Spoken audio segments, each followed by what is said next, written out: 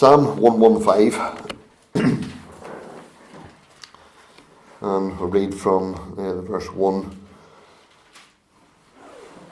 Not unto us, O Lord, not unto us, but unto thy name give glory, for thy mercy and for thy truth's sake. Wherefore should the heathen say, Where is now their God? But our God is in the heavens, he hath done whatsoever he hath pleased. Their idols are silver and gold, the work of men's hands. They have mouths, but they speak not. Ears have they, but they see not. They have ears, but they hear not. Noses have they, but they smell not. They have hands, but they handle not. Feet have they, but they walk not. Neither speak they through their throat. They that make them are like unto them, so is every one that trusteth in them. O Israel, trust thou in the Lord. He is their help and their shield. O house of Aaron, trust in the Lord. He is their help and their shield. Ye that fear the Lord, trust in the Lord. He is their help and their shield. The Lord hath been mindful of us. He will bless us. He will bless the house of Israel. He will bless the house of Aaron. He will bless them that fear the Lord, both small and great. The Lord shall increase you more and more, you and your children. Ye are blessed of the Lord, which made heaven and earth. The heaven, even the heavens, are the Lord's, but the earth hath he given to the children of men. The dead praise not the Lord, neither any that go down into silence. But we will bless the Lord from this time forth and forevermore. Praise the Lord. This psalm, being a part of the group of Hallel Psalms, was sung at the annual Passover feast in Israel. We can't be sure when this psalm, when it was written, when exactly it was written, but one possibility is that it was written during the time of Jehoshaphat, King Jehoshaphat. 2 Chronicles 20, we're told about how the surrounding heathen nations mobilized against this godly king. Whenever he cried to the Lord, he was given the assurance that he wouldn't even have to fight in this battle. He was to put groups of singing Levites at the front of the army who would march ahead of the troops, spearheading the march toward the enemy. From a human point of view, very bizarre. A choir going in front of an army to battle. Whenever they came to the enemy, we are told that they found that great multitude, all dead bodies. No one had escaped. They had just basically turned on each other and killed each other. We know that it was the Lord that brought that about. And that's why Jehoshaphat and the people of Israel didn't even have to fight in that battle. The Lord just moved the enemy to just go against each other and kill each other, basically. Someone has said that you can imagine the lead soloist who would have been the first one to arrive at that scene. You can just imagine him ringing out the words of verse 12 in this psalm, "The Lord hath been mindful of us." This was the Lord's doing. Only the Lord could have done that to deliver his people. And so it's a possibility that that's the background to this psalm here when it was written. The psalm starts off with a threefold statement about God in the first three verses, which is really all we'll have time to look at tonight. But there's a threefold statement about God here in these first three verses. The first thing here in verse 1 is the sanctity of God's name. The sanctity of God's name. It says in verse 1, "Not unto us, O Lord, not unto us, but unto thy name give glory, for thy mercy and for thy truth's sake." Because this psalm was sung at the Passover, it's closely associated with the events from the Exodus from Egypt, the events that surrounded that whole parting of the children of Israel from the land of Egypt. The desire being expressed here in this first verse is that the living God, who had shown himself so gloriously there at the Red Sea and at the Jordan, parting the Red Sea and parting the Jordan that the children of Israel were able to pass through. The desire here is that God would, again, for his name's sake, and for his glory and his honour, that he would show the wonders of that power again, that he would work mighty works amongst his people that would exalt his name just like he did back then on those occasions. The name of Jehovah was greatly exalted at the time of the Exodus. You think of the children of Israel there in slavery in Egypt. Egypt was a heathen nation, and Pharaoh was a heathen king, and the name of the Lord would have been lightly esteemed in the eyes of the Egyptians at that time. And whenever Moses first went to Pharaoh with God's demand that he let the people go from Egypt, how did Pharaoh react? We find that in Exodus 5 and verse 2 that Pharaoh answered Moses in scorn. And this is what he said: "Who is the Lord that I should obey his voice to let Israel go? I know not the Lord, neither will I let Israel go." So that was Pharaoh's attitude toward the Lord whenever Moses first came to him and wanted him to let God's people go. But by the time God was finished with Pharaoh, after the plagues in Egypt and all that God did there by his mighty power, by the time God was finished with Pharaoh, he knew who the Lord was. He wasn't talking at the end in scorn and derision the way he was at the beginning. In the end, he said this in Exodus 12:31. "Rise up," he said this to Moses concerning the children of Israel, "Rise up and get ye forth from among my people, both ye and the children of Israel, and go serve the Lord, as ye have said. Also take your flocks and your herds, as ye have said, and be gone, and bless me also." So Pharaoh, in the end, instead of mocking the Lord and saying, "Who's the Lord?" he was wanting Moses to bless him, in the name of the Lord. And so we see from that what God did in showing his power there in Egypt caused his name to be exalted. The name of the Lord was greatly exalted even in the eyes of Pharaoh himself.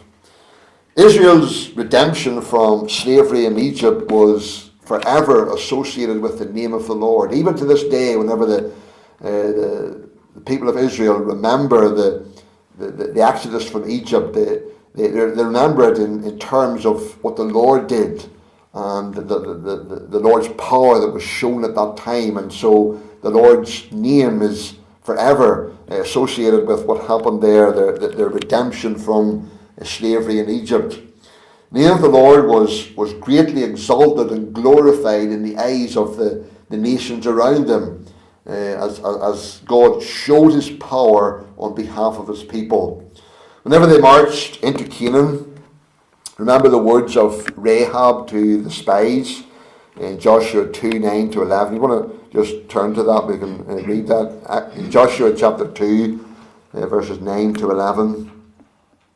And these words of Rahab, we see how the name of the Lord brought fear to the inhabitants of Canaan whenever they remembered what the Lord by his power had done for his people. Joshua 2 and verse 9, it says, this is Rahab, said to the spies, "I know that the Lord hath given you the land, and that your terror is fallen upon us, and that all the inhabitants of the land faint because of you. For we have heard how the Lord dried up the water of the Red Sea for you when ye came out of Egypt, and what ye did unto the two kings of the Amorites that were on the other side Jordan, Sihon and Og, whom ye utterly destroyed. And as soon as we had heard these things, our hearts did melt, neither did there remain any more courage in any man because of you. For the Lord your God, he is God in heaven above and in earth beneath." Now that's a pagan woman saying that. Rahab was just like all the other people there in Canaan. And we know that the Lord used that, what he did through his people to bring her to salvation and to bring her to himself and to become a part of his people. But her words show what the name of the Lord, what the effect that the name of the Lord had upon even the people in Canaan there. God showing his power on behalf of his people, delivering them from Egypt, delivering them from their enemies even there in the wilderness, and parting the Jordan River and enabling them to come in. All of this had struck a real fear into the hearts of the people of Canaan. So again, we see from that the name of the Lord was greatly exalted. And later on in their history, due to their rebellion against the Lord was no longer showing his mighty power like he did back then. He was no longer revealing himself and revealing his power to his people in the manner in which he did back then. There was no display of miraculous power, and the heathen nations were no longer trembling before the Lord. They were even ridiculing his name. And so the people are crying here in this psalm, in this first verse here. They're crying to the Lord that he would show his power again, so that his name would be glorified, that the heathen would be silenced in their scoffings, that they would tremble before the Lord. They said, "Not unto us, O Lord, not unto us, but unto thy name give glory for thy mercy and for thy truth's sake." So they were basically saying, Lord, show your power again. Do something amongst us again that will cause your name to be glorified, not our name. And we don't want any glory for our name, but we want your name to be uplifted and exalted amongst the heathen again. Their concern was about the name of the Lord. It was the same for Moses after the people had sinned against the Lord in making the golden calf. In Exodus 32 and verse 12, Moses pleaded with the Lord and reasoned with the Lord at that time. He says, "Wherefore should the Egyptians speak and say, for mischief did he bring them out, to slay them in the mountains and to consume them from the face of the earth? Turn from thy fierce wrath and repent of this evil against thy people." So God had said that he was so angry with his people at that time that he was going to wipe them out. He told Moses, "Stand back and just let me wipe these people out because of their rebellion against him." But Moses, in pleading with the Lord here, he said for him to remember the Egyptians and the heathen and what they would say if God did that. And so he wanted God to turn from his anger and not to wipe his people out, so that the name of the Lord would be exalted in the eyes of the nations. Again, Joshua used a similar argument after the defeat at Ai. Remember the story that after taking Jericho, whenever they went to the next city, Ai, and because of sin in the camp, God caused the people to be defeated by the people of Ai. And so here's what Joshua said to God at that time: "What wilt thou do unto thy great name?" So again, Joshua knew that when the Lord didn't show his power on behalf of his people, whenever he allowed his people to be defeated by their enemies, that this would have an effect on the name of the Lord, on God's honour and glory. You know, whenever we think of what the Lord has done in the past, how the Lord has shown his power at times of revival, it's always good to read accounts of revivals and awakenings when God showed his power on behalf of his people. Whenever we read those accounts, whenever we familiarise ourselves with what God did do in the past and in times of revival and the tremendous effect that had upon unconverted people, whenever God moved in power and unsaved people were greatly affected, the fear of God came on them and so on. Whenever we think about that, and also think about how today, because of our disobedience, we are not seeing the power of God revealed. as we ought to, and as God's people did in the past in times of revival. Whenever we see how the world is able to mock and scoff instead of trembling, what should our concern be in all of this? Our concern should be for the name of the Lord, that he would be glorified, that he would show himself again, and that his name would be exalted amongst the people.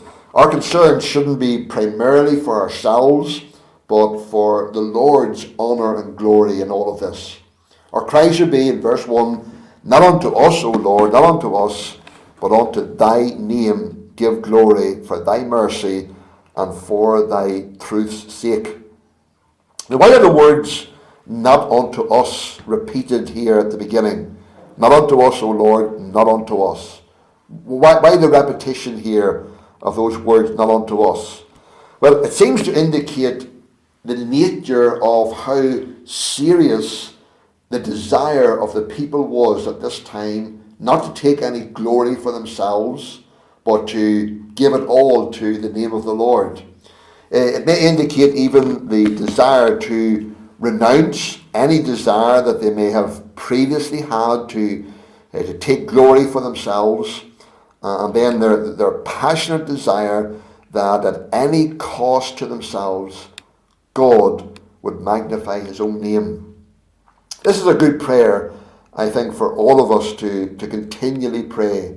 You know, we're so prone to spiritual pride, aren't we?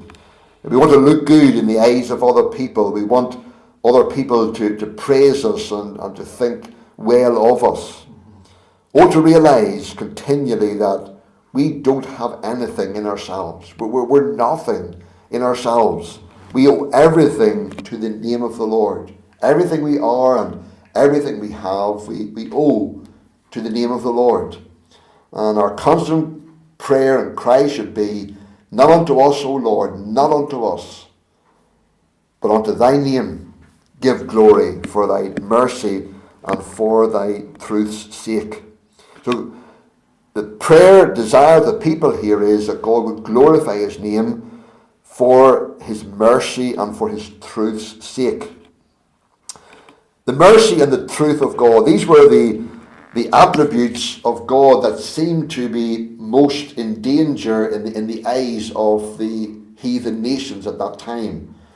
How could the heathen nations think that Jehovah was a merciful God if he gave his people over to the hand of their enemies and allowed their enemies to cruelly treat them? How could they believe that God was faithful and God was true if he didn't stand by his covenant promises and he rejected his chosen people? That was a concern of the people at this time. The nations around, these people who don't know the Lord, how are they going to know, how are they going to believe that God is merciful if God forsakes his people and just lets their enemies defeat them? Or how can they believe that God is faithful and will stand by his promises and his covenant with his people if God rejects his people?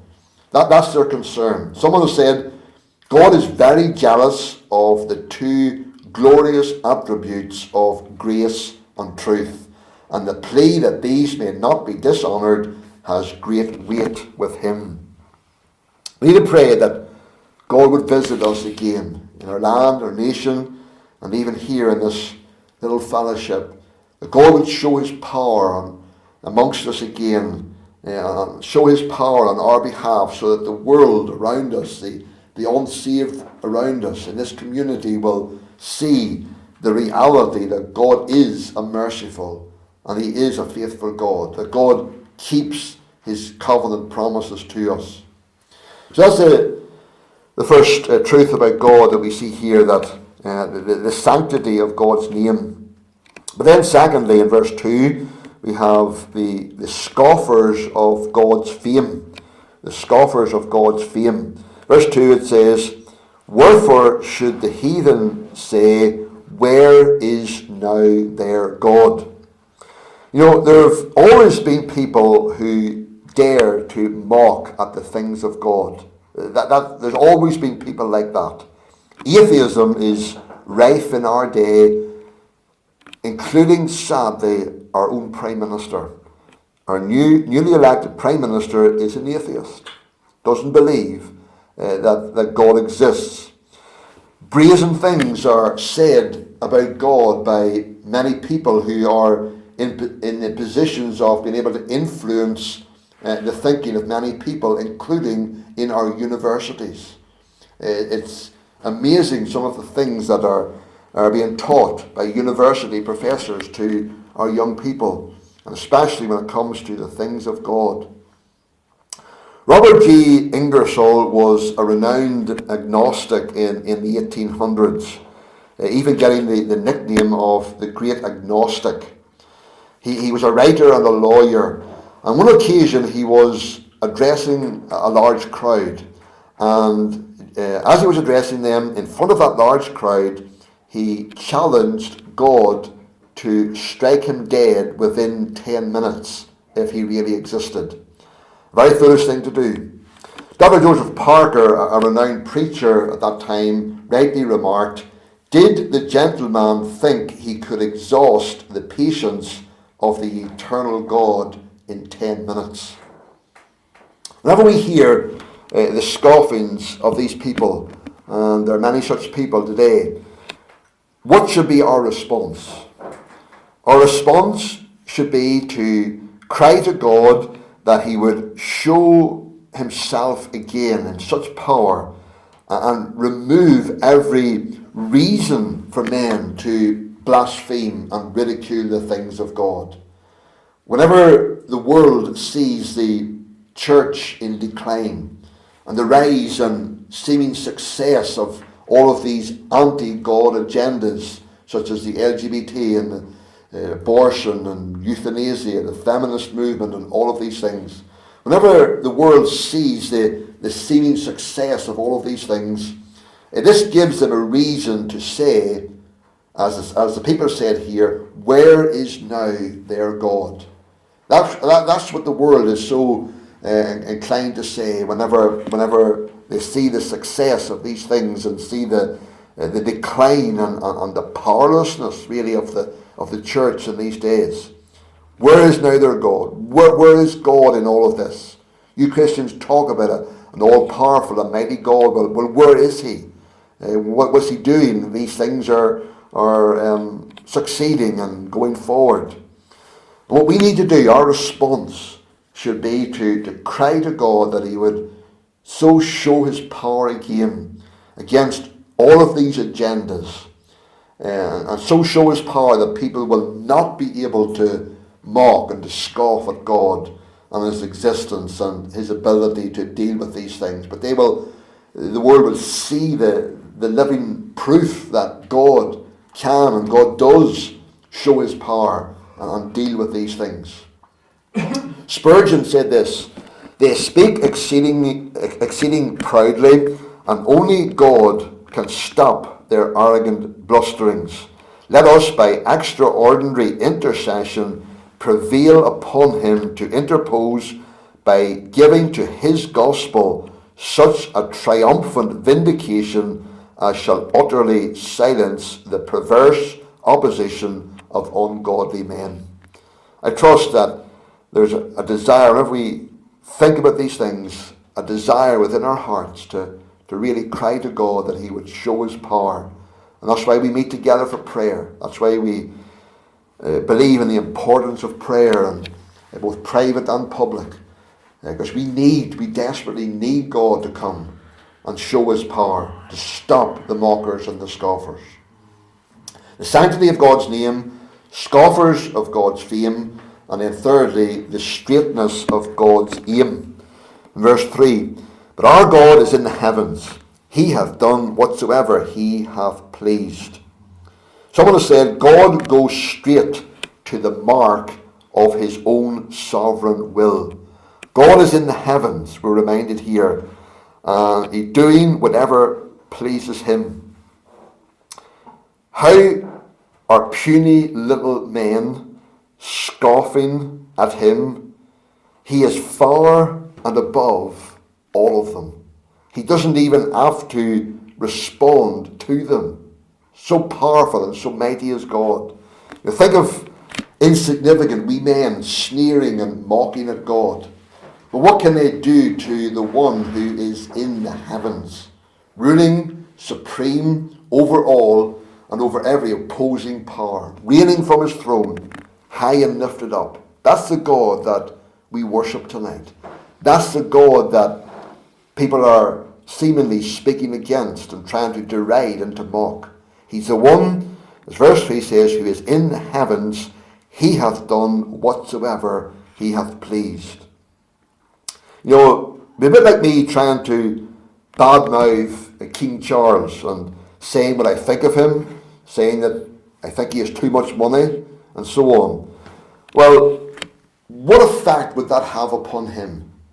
As he sits there in Buckingham Palace with all his grandeur and splendour around him and all his wealth, it wouldn't affect him in the least. He wouldn't even hear me. You know, God is not affected in the least by what puny little men say or think about him. He is reigning on his throne. Remember that. Whenever you hear these arrogant people speaking against God and ridiculing him, remember they're speaking against the one who sits in the heavens, who's reigning over all. It says at the end of verse 3, he hath done whatsoever he hath pleased. Just think of God reigning on his throne. His decrees are fulfilled. His eternal purposes are accomplished in spite of what men are doing. No one can thwart those purposes of God. Daniel 4:35, King Nebuchadnezzar said this, and all the inhabitants of the earth are reputed as nothing, and he doeth according to his will in the army of heaven, and among the inhabitants of the earth, and none can stay his hand, or say unto him, what doest thou? God does whatever is pleasing to him. Even whenever his enemies rage against him, he is so sovereign that those enemies of his are compelled to carry out his purpose against their own will. Pharaoh is a perfect example of that. Romans 9:17, talking about Pharaoh, it says, for the scripture saith unto Pharaoh, even for this same purpose have I raised thee up, that I might show my power in thee, and that my name might be declared throughout all the earth. You think of Pharaoh and what he tried to do against the children of Israel, and he thought he was the one in control, and he could just do what he liked with the people and keep them there in slavery. Well, God says he was the one who raised Pharaoh up, that he might show his power in him. And that's exactly what God did. God showed his power, and he hardened Pharaoh's heart as Pharaoh refused to submit to the Lord. And God's name was declared throughout the whole earth as a result of what Pharaoh did. So this psalm begins with an appreciation for who God is and his great purposes. And that's always where our praises of God begin, isn't it? Just realizing and appreciating who God is and that his purposes are being worked out. He shows his power when he wants to vindicate himself, to show the world who he is, and to exalt his name. And may our praises begin there as well, as we contemplate who God is and what he is able to do, and let us look to him that he will do great things even amongst us. So